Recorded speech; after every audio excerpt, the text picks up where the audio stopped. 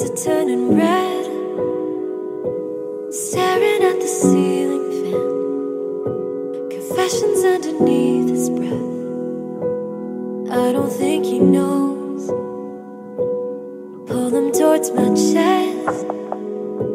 I'm holding him with both my hands. He's somewhere far away again.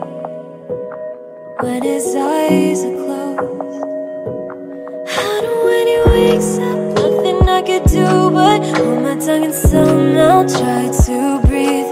Cause I know that he misses her, I know that he wishes her body was next to him.